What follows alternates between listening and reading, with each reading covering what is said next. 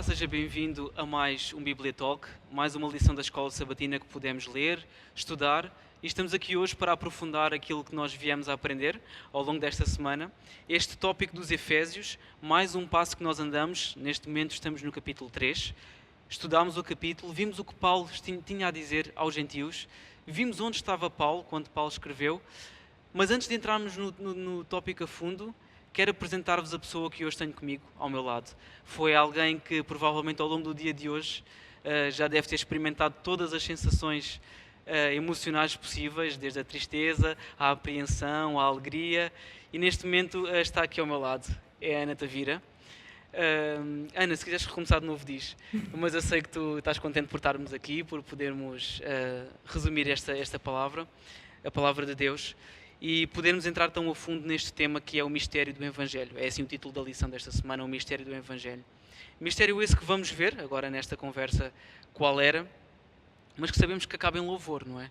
Paulo acaba em louvor ao falar deste mistério que estava a envolver o Evangelho e da sua condição. Também é aqui um ponto importante enquanto Paulo escrevia. Paulo estava preso, os romanos tinham-no prendido, ele aguardava julgamento, sabemos que na altura as prisões funcionavam assim, não para prender a pessoa efetivamente, porque depois a consequência dos crimes que a pessoa tinha cometido não se resolvia com prisões, resolvia-se de outra forma. Então Paulo estava preso a aguardar o seu julgamento e neste momento ele escreve esta carta aos Efésios. E a primeira pergunta que eu te coloco é porque é que esta prisão de Paulo não é, logo à partida, uma derrota em si mesma? Percebo a pergunta que tu me estás a colocar, e eu acho que nada melhor do que começarmos primeiro por ler a Bíblia e ler exatamente esse versículo a qual tu referes, em que Paulo menciona a questão de estar preso. Portanto, em Efésios 3:1 nós podemos ler: "Por esta causa, eu, Paulo, sou prisioneiro de Cristo Jesus, por amor de vós, os gentios." E é aqui engraçado este cuidado que Paulo vai ter com os gentios, porque ele vai dar-lhes a conhecer o motivo pelo qual ele está preso. É assim, hoje em dia, o facto de nós irmos presos não é provavelmente bem visto aos olhos da sociedade. Assim como hoje em dia, antigamente era exatamente a mesma coisa. Então, Paulo vai ter este cuidado de dizer aos gentios que, olhem, eu sei que vocês sabem que eu estou preso, mas eu estou preso pelas melhores razões. Eu estou preso por amor a vós, por amor ao ministério que Deus colocou no meu coração. E, portanto, Paulo vai se intitular como prisioneiro de Cristo. E isto aqui é um ponto que a lição realça, que eu acho que é muito interessante. Porquê? Porque Paulo não foi Cristo Jesus que o prendeu, foram os romanos que o prenderam. E parecia que Paulo estava sujeito aos romanos. E quando Paulo vai dizer esta expressão de que sou prisioneiro de Cristo, ele coloca os romanos completamente de parte Uhum. e diz: eu estou preso porque Jesus Cristo assim o Sim, quis. ele estava liberto dos romanos, apesar de serem os romanos que fisicamente o tinham preso. Exatamente. Ou seja, o que Paulo aqui nos mostra é que mais importante do que nós sermos. Ou seja, mais importante do que ele próprio estar preso era ele estar a cumprir aquilo que realmente Deus tinha colocado no seu coração e realmente aquele privilégio para o qual Paulo tinha sido chamado. E a pergunta depois Uhum. coloca-se é: nós também não recebemos esse privilégio? Nós também não recebemos uma missão? Também não somos chamados por Deus para algo melhor? E isso Uhum. faz-me lembrar, não sei se tu te vais recordar, mas faz-me lembrar de uma meditação que fizeste quando éramos exploradores, em que tu fazias-nos pensar sobre este assunto, sobre o facto de, em Setúbal, não sei se as pessoas lá em casa sabem, mas Setúbal tem 123 mil habitantes. E aqui em Setúbal nós somos um pouquinho mais de 300 membros. Então, Aqui fazendo da as igreja, da nossa aqui da igreja. igreja, Uhum. exatamente. Então isso quer dizer que, fazendo as contas, dá 410, ou seja, em 410 habitantes existe um adventista. Então o que é que eu estou a fazer com esta missão que Cristo me está a conceder? O que é que eu estou a fazer por outros que ainda não tiveram esse Uhum. privilégio? E Paulo sabia disso, e é por isso que Paulo vai ultrapassar toda esta situação. E é fantástico vermos como Cristo pode mudar a nossa vida quando nós deixamos que Ele atue sobre a mesma.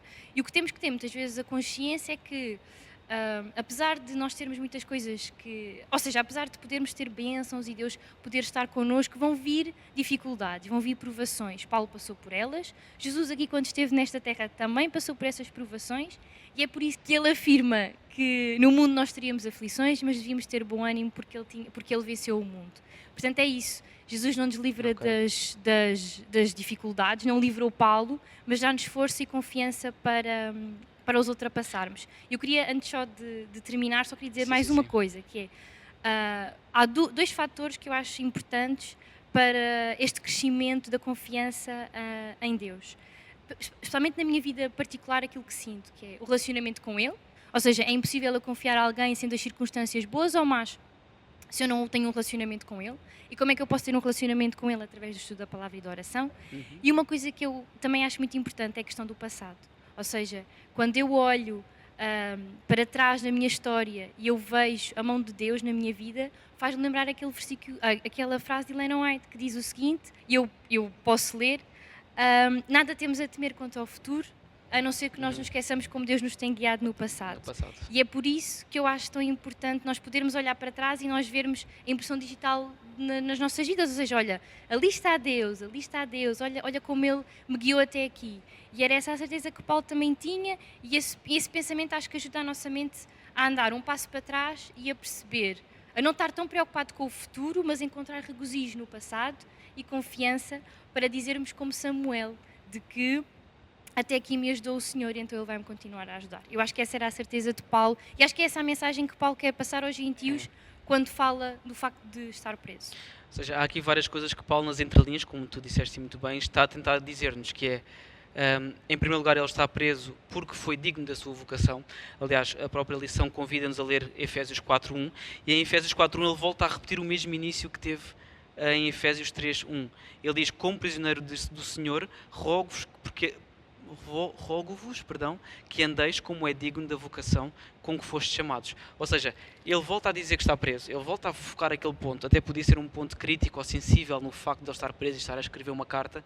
Parece que ele iria perder a autoridade moral para escrever aquela carta, mas ele parece que quer de facto que as pessoas não se esqueçam que ele está preso, e isso é uma prova de que ele é digno da vocação para a qual foi chamado.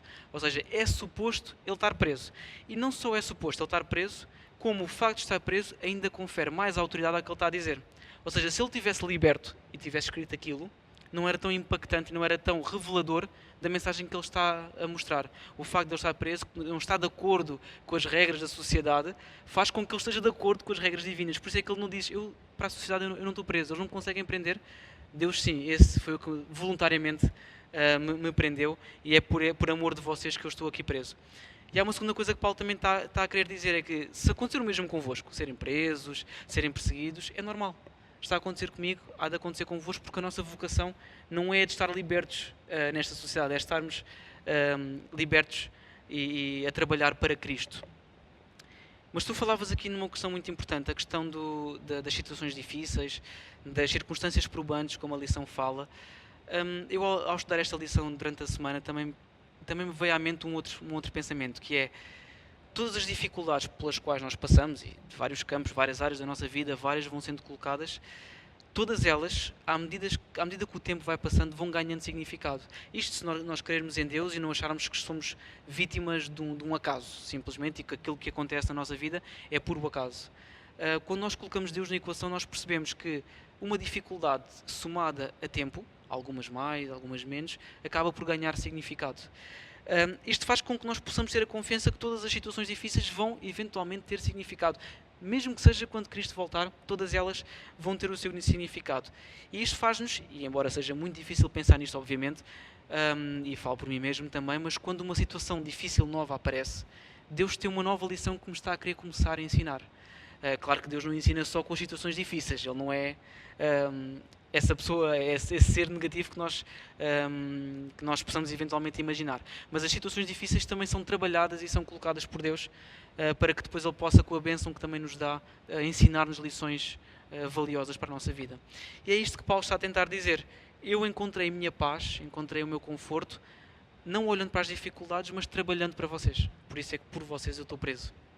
Esta foi uma coisa também bastante interessante que encontrei nesta lição de domingo. Mas depois há algo mais revelador em que Paulo não está só a falar, e aqui falo já na lição de segunda-feira, Paulo não está só a olhar para a sua situação ou para os gentios, ele está a olhar para a questão mais técnica com que ele está a transmitir aquela mensagem.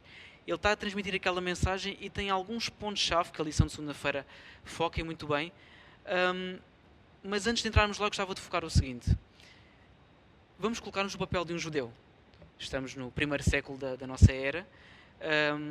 Conhecemos a nossa história, os judeus eram muito, muito associados à sua história. Eles próprios, as suas famílias, de onde eles vinham, os seus pais, os seus avós, os seus bisavós eram muito relevantes para aquela sociedade, para a forma como eles viviam, interagiam uns com os outros.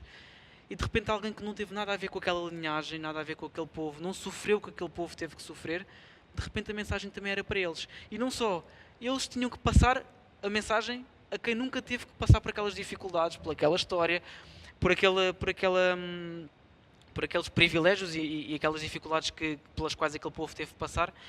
Isto seria um pouco como nós hoje em dia termos a nossa casa, vivermos na nossa casa, e alguém de repente dizer, olha, aquele quarto que está ali passa a ser usado por alguém que nós não conhecemos de lado nenhum, que não trabalhou para ter aquela casa, que não fez nada para poder usufruir daquele quarto, e eventualmente até já pode decidir quais são as comidas que se compra, quais são os supermercados a que se vai, quando é que se come o quê, a que horas é que se vai dormir, a que horas é que se desliga a televisão. Ou seja, para um judeu inicialmente pode ter sido um grande choque aparecer uma mensagem deste género e aparecer um homem como Paulo a transmiti-la. Mas há, e não vou obviamente focar todos os pontos que a lição foca, há um versículo-chave na Bíblia que aplica-se aqui que nem uma luva. Aliás, eu penso que é a própria lição que nos convida a lê-lo. Ele é Amós 3.7.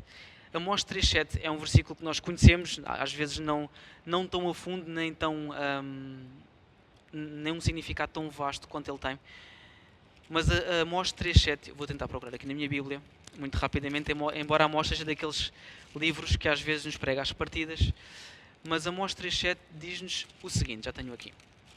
Ele diz-nos, certamente o Senhor Deus não fará coisa alguma sem ter revelado o seu segredo aos seus servos, os profetas.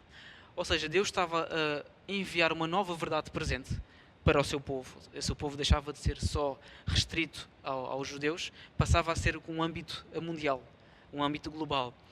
E apesar do versículo estar-nos a dizer outras coisas, também deixa nas entrelinhas a pluralidade dos mensageiros que Deus usa. Os seus servos, no plural, os profetas, no plural. O facto de Deus usar mais do que uma pessoa mostra que as mensagens não são enviadas por alguém em particular, não é alguém que tem uma ideia ou algo completamente disruptivo com aquilo que existia antes e de repente essa passa a ser a verdade. Não anula o que vem antes, nem vem de uma só pessoa. E Paulo mostra isso muito bem. Eu e os profetas vos ensinamos isto. Era uma mensagem que era pregada por várias pessoas em simultâneo. Aliás, o apóstolo Pedro tem uma passagem onde mostra exatamente a mesma linguagem. Ele viu um lençol no qual tinha vários animais e Deus diz, não chames impuro aquilo que eu purifiquei. E isto é a mesma mensagem enviada para outro apóstolo para ser enviada também aos gentios. Ou seja, havia aqui uma nova verdade presente e este era o mistério do Evangelho. Havia um Evangelho que era para o mundo inteiro, mas que estava, este tópico em particular, estava oculto em Deus, como o Paulo diz. E Paulo aqui diz, olha, agora já não está mais oculto, foi revelado. E foi revelado que é para toda a gente, não é só para vocês. Não sei se tens alguma coisa a acrescentar aqui relativamente à segunda-feira, Ana. Não, eu só queria dizer uma coisa que eu não sei, ou seja, e tu estavas a falar muito bem, é verdade, não é? Que esta questão do ministério de Paulo ter se tornado revelado, ou seja, esta questão deste ministério para os gentios, ter tido o seu exponencial com Paulo, não invalida o facto de no passado eu já ter tido algumas pequenas revelações, como tu referiste muito bem, dessa visão, mas eu lembrei-me também da história da viúva de Sarepta, não é? Deus Elias, vai, não é? Que Elias sim, foi... Deus vai enviar Elias para ir à viúva de Sarepta, uma mulher que era gentia, quando provavelmente havia muitas viúvas em Israel que também estavam a passar por dificuldades naquela altura. E Deus vai e enviou a uma mulher que eles consideravam, uma viúva que eles consideravam gentia, não é? Deus aqui já mostrava o seu cuidado e que realmente a sua mensagem e aquilo que ele queria transmitir não era só para os judeus, mas era para um povo muito maior. Aliás, temos vários, agora que diz isso, faz lembrar, nós temos vários exemplos desses na Bíblia. Nós, na altura de Salomão, existia toda uma influência à volta, nos povos em redor de Israel. A própria história de Jonas, Jonas foi destacado para uma cidade que não estava em Israel, estava completamente fora, era uma cidade inteira. Ali o alvo era uma cidade que eu, se não estou em dúvida, tem quase a mesma população do que Setúbal, como nós falávamos há bocado. Ou tinha, na altura, quase a mesma população do que Setúbal, e foi enviado um homem para evangelizar toda esta cidade. Ou seja, como dizia muito bem, Deus tinha este propósito, na altura, até Paulo pregar esta mensagem, até a morte de Cristo, o propósito era que um povo mostrasse a mensagem. Agora já não era um povo, era todas as pessoas que quisessem, pela fé, aceitar a Cristo, passava a ser conferida a responsabilidade de levar aos demais esta mensagem, este Evangelho. Era este o mistério que estava revelado. Mas não querendo mudar agora o assunto, mas avançando a nossa lição, Ana, diz-me uma coisa, tu achas que Paulo tinha uma imagem negativa sobre si mesmo enquanto ele falava, nas várias cartas em que ele escrevia? É muito engraçado colocares essa questão, porque a lição vai abordar isso e vai nos mostrar que se nós colocássemos as cartas de Paulo ordenadas de forma cronológica de quando ele as escreveu, iríamos ver que ele vai começar inicialmente por descrever-se como divinamente apontado, não é que ele também o era, mas o engraçado é que depois quando vamos, e esta carta que eu estava a falar é em Gálatas, e quando nós depois vamos para Timóteo, vamos ver que ele diz que ele é o pior dos pecadores. Então, mas que transformação Sim, foi parece que esta? é uma escada decrescente. O que é que em ele- aconteceu aqui? E pronto, e aí entra aquela frase de Ellen White que a lição também fala, e eu acho que não vale a pena estar aqui a arranjar outras justificativas, porque é isto mesmo, que diz o seguinte: quanto mais nos aproximamos de Jesus, mais falhosos nos acharemos aos nossos próprios olhos. Pois a nossa visão está mais clara e as nossas imperfeições são mais vistas em largo e distinto contraste com a sua natureza perfeita. A sua natureza aqui é a natureza de Deus. E é isso. E o engraçado é pensar que a perspectiva de Deus é totalmente o oposto. Eu vou contar aqui uma pequenina história que eu achei super interessante quando a li. Então estava um menino que perguntou ao pai: pai, de que tamanho é Deus? E o pai vai olhar para o céu e vai dizer: filho, de que tamanho é este avião que tu estás a ver? E o filho vai dizer: este avião é muito pequenino, então eu mal o vejo. E o pai no dia a seguir vai com ele ao aeroporto e aponta-lhe outra vez para um avião e pergunta: então e agora? Este avião é de que tamanho? E o menino vai responder: pai, este avião é enorme. E então, depois o pai vai responder: sabes, filho, com Deus é exatamente a mesma coisa. A forma como a nossa percepção de Deus está dependente do nosso relacionamento com Ele, do quão próximo nós estamos a Ele. Quanto mais próximos nós estivermos dele, então mais perceptível vai ser Deus na minha vida. E então é esta a mensagem, é uma das mensagens que Paulo e que Deus vai deixar à sua igreja, é esta noção de que é preciso diminuir um eu para que Deus seja exaltado. E aqui Deus como no sentido, e que nós acabamos depois por falar na lição de terça-feira, neste sentido da sabedoria de Deus. O que é isto, a sabedoria de Deus? Qual é a missão? Porque nós estivemos a estudar, e agora com Paulo, e também quando fizemos as comparações connosco próprios, estamos a estudar da forma como Deus planeia a nossa vida, de forma, digamos, individual. Como é que Deus estrutura isso? Mas qual é o plano que Deus tinha para a sua igreja? Ou qual é o plano que Deus tem para a sua igreja? Deus também tem um plano para a sua igreja e passa por esta questão da reveladora sabedoria de Deus, o que inicialmente eu achei um bocadinho estranho, mas se não te importas vamos ler qual era então o plano de Deus e que vamos encontrar isso em Efésios 3, 10 a 12. E eu quero passar a ler, que diz o seguinte: para que, pela Igreja, a multiforme sabedoria de Deus se torne conhecida agora nos principados e potestades nos lugares celestiais, segundo o eterno propósito que estabeleceu em Cristo Jesus, nosso Senhor, pelo qual temos ousadia e acesso com confiança mediante a fé nele. Então aqui vemos que foi confiada à Igreja esta sabedoria multiforme. O que é esta, ou multiforme sabedoria, estava ao contrário. O que é que isto quer dizer? E então eu penso, e acho que também é por aí, não é? Que a sabedoria de Deus é uma sabedoria que especialmente se é manifestada neste plano da redenção que Deus teceu para cada um de nós, mas é demonstrada de muitas outras formas. É demonstrada na complexidade do cérebro humano, é demonstrada no inúmero, no grande tamanho de planos que Deus traça para cada pessoa individualmente para a conquistar, para a ganhar, para lhe dar mais uma chance, mais uma oportunidade, mais uma tentativa. E é esta sabedoria que é encarrega a Igreja de mostrar. E esta sabedoria de Deus e esta questão redentora, e depois vamos também acabar por ver esta unificação entre judeus e gentios, esta unidade que Cristo procura mostrar, e que depois vai entrar, que fala aqui mais à frente sobre a questão dos principados e potestades, e que nós, pelo contexto em que podemos ler Efésios e toda a Bíblia, que nós conseguimos perceber que estes principados, estas potestades são poderes malignos. Porque aqui o que Deus está a dizer é que quando a igreja está unida e quando a igreja tem esta sabedoria de Deus, aquilo que mostra ao poder maligno, a Satanás, é que o plano de Deus está em marcha. De que aquilo que Deus...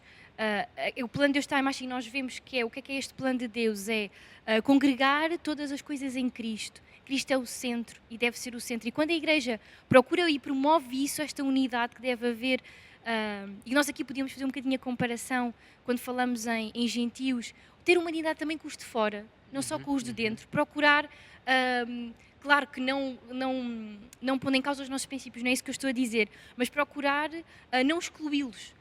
Mostrar-lhes que a salvação, apesar dos erros que eles têm, também é para eles, porque é como nós dizemos muitas vezes, Deus aceita-nos como somos, mas Deus não nos deixa permanecer lá, Deus transforma-nos. E é um bocadinho isso que acho que aqui que Paulo está a querer dizer com esta missão que ele está a dar à igreja. E qual é aqui o problema? É que o inimigo é muito astuto, porque quanto mais nós como sociedade nós falamos na igualdade, na união, quanto mais nós olhamos para a sociedade e vemos que ela está fragmentada e que é intolerante uma com a outra. E por isso, Deus chama a sua igreja para ser diferente. Deus chama a sua igreja para mostrar compaixão, para ser unida, e quando nós deixamos que... Porque é normal, nós temos pequenas desavenças ou pequenos atritos uns com os outros, mas quando deixamos que isso nos divida, então estamos a dar força ao inimigo, estamos a partir a igreja. E não foi para isso que Deus nos chamou, foi para sermos a cola, sermos a união. E quando falamos nesta questão das quesilhazinhas entre uns e outros, acabamos sempre por falar um bocadinho da igreja e discutir a questão de que, devo ir à igreja ou não, como é que é isto da igreja. E quando nós colocamos a pergunta de, será que a igreja nos salva? A minha resposta é claramente que não. Não é o facto de nós estarmos aqui a falar, ou não é o facto de nós nos sentarmos no banco da igreja que vai fazer com que nós sejamos salvos. Mas o fantástico é nós pensarmos que os locais que frequentamos mostram aquilo que estamos à procura. Se eu tenho fome, eu vou a um restaurante. Se eu quero comprar uma roupa, eu vou a uma loja. Se eu quero aprender, vou para uma escola. Se eu quero cuidar do meu corpo, eu vou para o ginásio. Então, se eu quero procurar Deus e ouvir a sua palavra, então também é importante que eu venha à sua casa. E nessa casa há pessoas falhas, como eu e tu, pecadores, que estamos a procurar fazer o nosso trajeto, mas que estamos a fazer isso mesmo. Estamos a aprender, estamos a falar e estamos a partilhar verdades e mensagens espirituais. Muito bem. Eu não queria acrescentar muito mais aí, apenas fazer-te uma pergunta que se calhar dizeres numa palavra aquilo que tu já tinhas vindo a dizer agora nesta tua intervenção, que é qual é que é então a característica de uma igreja vencedora? É a unidade. A unidade. É a unidade em Cristo. Unidade em Cristo. Continuando, e sem sair deste ponto da unidade da igreja, eu não sei se tu percebeste a ligação que existe entre a lição da semana passada, em que nós estudámos também este tópico dos gentios, que eles estavam em pé de igualdade com os judeus. Há uma ligação entre a lição da semana passada e esta lição, em que Paulo não só está a pregar para os gentios, não só escreve para os gentios, mas com a perfeita noção de que a sua carta, mais cedo ou mais tarde, iria ser lida por judeus também. E ele acaba por usar muito esta imagem de um edifício, não só nesta carta, mas também, vocês são um edifício, a partir de agora todos vocês em conjunto formam um novo edifício, que se chama Igreja, e isto acaba por ser uma forma de dizer aos judeus que aquele templo que eles tinham não deixou propriamente, como é que eu diria, não é de existir, porque fisicamente ele deixou de ter o seu significado, depois foi destruído anos mais tarde, e já não havia significado divino em todo aquele ritual que era ali feito, mas os princípios que ali estavam aplicados não deixaram de acontecer. Antes de haver um templo, existia a forma do homem chegar à salvação através do sacrifício do animal. Quando existiu o templo, embora tenha mostrado outras verdades acerca de todo o processo da salvação, naqueles rituais, os princípios estavam lá na mesma. E esses princípios mantiveram-se, apesar de já não ser aquele edifício onde era suposto cumprir todo o ritual que revelava perfeitamente a Cristo. a partir de agora Cristo ia se revelar num novo edifício que era construído por aquelas pessoas, e essas pessoas iriam ser de vários povos, várias nações, várias tribos, várias línguas.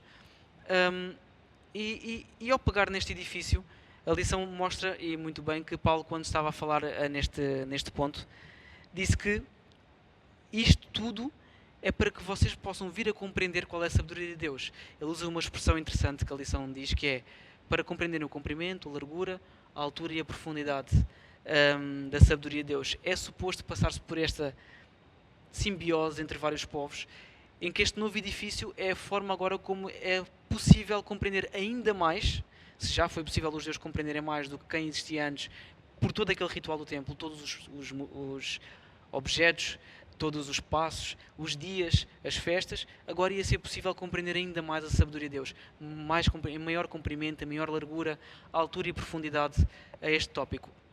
O autor da lição mostra-nos muito bem que pode haver aqui um certo desafio, tentar compreender estas 4 dimensões, se o poder de Deus tem 4 dimensões, ou 5 ou 6.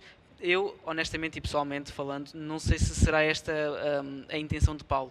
Porque há aqui uma passagem, eu penso que é em Jó, é isso mesmo, em Jó nós fomos convidados a ler, deixa eu ver se me recordo, Jó 11, 5 a 9. Em Jó 11, 5 a 9 é provavelmente o outro versículo da Bíblia onde fica muito bem vincada esta ideia de que há 4 dimensões, supostas 4 dimensões da sabedoria de Deus. Mas aí é um pouco mais aprofundado e se calhar nós podíamos usar a Bíblia para nos revelar um pouco mais sobre o que outra parte da Bíblia nos quer dizer. E quando Jó fala nas 4 dimensões, ele associa características a cada uma das dimensões. Ele diz o seguinte, eu vou se calhar ler só a partir do versículo 7, em que ele faz uma pergunta retórica: alcançarás os caminhos de Deus? Chegarás à perfeição do Todo-Poderoso? Como as alturas dos céus é a sua sabedoria, ou seja, a altura é a sabedoria. Que poderás tu fazer? Ou seja, algo que eu faça está associado com a altura. E depois diz-me, mais profunda ela é do que o inferno, que poderás tu saber. E a profundidade está associada à sabedoria. Numa está algo que eu possa fazer, na outra está algo que eu possa saber. Mais comprida é a sua medida do que a terra e mais larga do que o mar. E o comprimento e a largura estão associados àquilo que Deus dá, a terra e o mar. Ou seja, eu aqui quase que vejo Jó revelar-nos que este comprimento, largura, altura e profundidade são as dimensões que eram necessárias para esta igreja. Em todo o comprimento e largura da terra, ela era suposto ser edificada. Em toda a altura, porque é suposto ela trabalhar para a honra e glória de Deus. E em profundidade, porque isso permite saber, compreender mais a fundo o poder que Deus tem, a sabedoria que Deus tem. E penso que serão estas as dimensões que nos estão a ser apresentadas por Paulo. O comprimento e a largura é o seu alcance, em termos de espaço físico, é toda a Terra. A sua altura, o que nós devemos fazer, e a sua profundidade, o que nós devemos compreender na sabedoria e no amor de Deus. Eu penso que será esta aquela mensagem que Paulo quer dizer quando mostra o propósito da igreja. É que nós conhecemos e louvemos cada vez mais o nosso Deus de forma global, de forma universal. Não sei se tens algum ponto a comentar sobre a lição de quarta-feira, Ana, sobre este ponto. Eu achei bastante interessante esta questão das dimensões e sobre a forma como o amor de Cristo se foi revelando cada vez mais ao longo da história. Apenas um animal sacrificado quando Adão e Eva pecaram a primeira vez, e aos poucos e poucos foi havendo cada vez mais revelações e Deus quer cada vez mais revelar-se. E não é à toa que o último livro da Bíblia chama-se a Revelação, não é? Toda a Bíblia é uma revelação, o último livro é uma revelação em especial de Deus, neste caso para o tempo do fim, para aquele tempo que iria chegar, que irá em breve chegar, ou aliás, que já chegou e que nós estamos a viver os seus últimos bocados. A glória na Igreja e em Cristo Jesus é o título da lição de quinta-feira. E esta lição de quinta-feira leva-me a perguntar, após lê-la, o seguinte: onde é que Paulo então, após mostrar onde estava, a quem queria falar, o que queria passar, mostrar estas questões mais técnicas e estas questões de propósito, mas onde é que ele encontrou todas as suas forças para conseguir fazer tudo isto? E a resposta são os últimos 2 versículos do capítulo 3 No de capítulo Efésios. 3. Que eu acabo sempre por achar que começo sempre por ler os versículos, mas a mim ajuda muito mais depois a O perceber. raciocínio, não é? Mas então vamos ler, diz o seguinte: ora, aquele que é poderoso para fazer infinitamente mais do que tudo quanto pedimos ou pensamos, conforme o seu poder que opera em nós. A ele seja a glória na Igreja e em Cristo Jesus, por todas as gerações e para todo o sempre. Amém. não havia, se calhar, forma melhor de terminar o capítulo 3 de Efésios.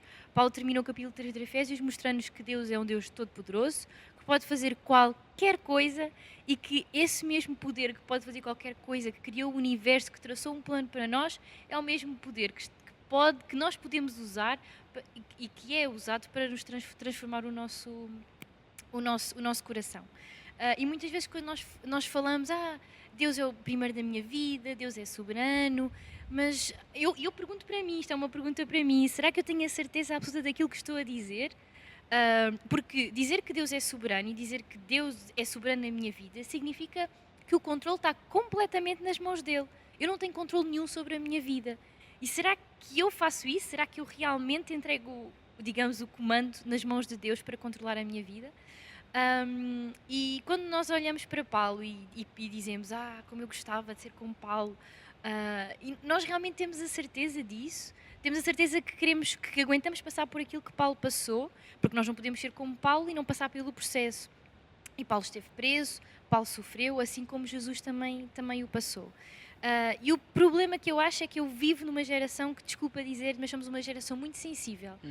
Deus tem que estar constantemente a explicar-nos porque é que está a fazer isto, porque é que está a fazer aquilo. Deixa-me só interromper, quando diz geração não é necessariamente a geração... fechada só a mim, eu falo... Sim, ou seja, toda esta sociedade parece estar nesse estado, exatamente, não é? De sensibilidade. Sim, de Deus tem que estar constantemente a explicar-te e a mostrar-te porque é que as coisas estão a acontecer desta forma. Porque as coisas não estão a acontecer da forma como tu achavas que iam estar a acontecer. Então eu não vou mais adorar, eu não vou mais louvar, eu nem sequer vou mais à igreja, eu nem sequer vou agradecer porque não vale a pena.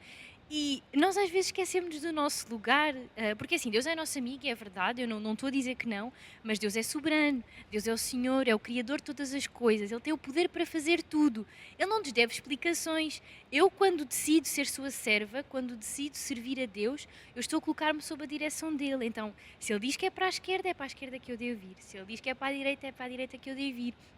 E é essa a certeza que Paulo tinha. Eu acho que é por isso que Paulo é capaz de escrever palavras tão bonitas e de reconhecimento tão grande a Deus, mesmo estando na circunstância em que ele estava no início, que vimos logo no início, que nós tivemos aqui um bom bocado a falar sobre a questão de Paulo estar preso, e é por isso que Paulo vai ter esta capacidade no final deste capítulo de escrever estas palavras magníficas, porque ele tinha a certeza de duas coisas. Primeiro, de quem ele era e de quem era Deus. E ele sabia, ele já tinha entregue a sua vida a Deus. Ele sabia que dele dependia todos os passos que ele iria dar, mesmo que esses passos levassem à prisão.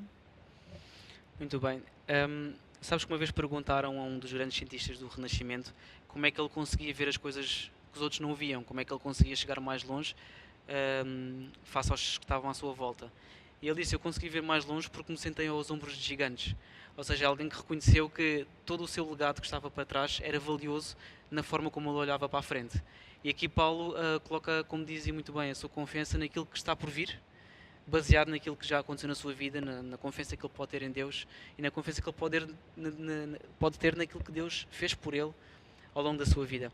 Eu não te queria pregar nenhuma partida hoje, ok? Mas deixa-me fazer-te uma pergunta mais pessoal. Que bênçãos é que tu achas que são especialmente valiosas que Deus te deu?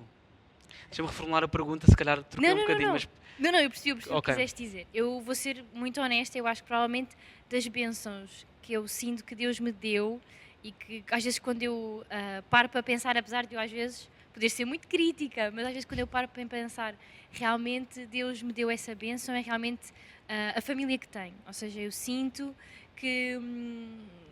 Não queria dizer isto porque não quero ser mal interpretada, mas eu sinto que Deus me colocou num lugar privilegiado. Ou seja, eu sinto que Deus me colocou junto de uma família que o ama e que me deu muitas ferramentas e muitas capacidades para eu chegar onde cheguei. E tu estavas a falar sobre a questão dos gigantes, eu sinto um bocadinho isso. Não é que os meus pais sejam maiores que Deus, não é isso. Mas eu sinto que eu estou a pisar talvez um bocadinho mais longe que eles pisaram, porque eles me deram essa possibilidade e porque eles me deram esse contexto. E por isso, para mim, essa é uma das maiores bênçãos que eu vivenciei e que eu, quando paro para pensar, sei que podia muito provavelmente não estar aqui se não fosse pela família que Deus me deu. E a segunda Eu já falei isto várias vezes, mas não, não vou repetir, é sempre bom. Que é o curso que estou a tirar. Ou seja, eu sei que estou no sítio onde estou, porque eu olho para trás, como estava a falar há pouco, e eu sei que a minha história não é uma história de acasos, nem uma história de coincidências. É uma história em que Deus realmente orientou as coisas de forma como elas deviam ser. Eu ainda não sei bem como é que as coisas vão processar ou qual é realmente o plano que Deus vai ter para a minha vida, mas isso não tem problema nenhum, como eu te estava a dizer. Deus não tem que me estar a explicar tudo. Eu tenho que confiar e tenho que saber que agora, eu tenho que estar confiante que agora eu estou no sítio certo. Porque depois o futuro, ou como é que as coisas se irão desenrolar, ou que papel é que eu depois irei desempenhar, isso depois está nas mãos de Na mão de Deus. Deus. Muito bem, obrigado pela partilha, Ana. Fique connosco por mais uma semana. Vamos estudar um pouco mais este assunto. Deixe-me apenas terminar dizendo-lhe uma coisa. Este apóstolo Paulo, que um dia, em breve, nós temos a esperança que o possamos depois ver e falar com ele, foi sem dúvida alguém que nos deixou uma lição e um legado extraordinariamente profundo naquilo que foram as suas lutas também. Mas, como alguém dizia, nós não podemos ver as sombras se não houver o sol. E este apóstolo mostrou-nos que se nós nos aproximarmos de Cristo, vamos sem dúvida ver as nossas sombras, vamos sem dúvida ver as nossas dificuldades, vamos sem dúvida ver aquilo que em nós está de menos bom, mas se calhar também é o lugar certo para mudar, para estarmos em paz, em conforto e saber que é perto desse Jesus que nós vamos encontrar verdadeiramente um significado para tudo aquilo que já nos aconteceu, para aquilo que nos está a acontecer e para ganharmos força para aquilo que ainda está por vir. Fica então connosco mais uma semana. Obrigado pela sua presença e um bom resto de sábado.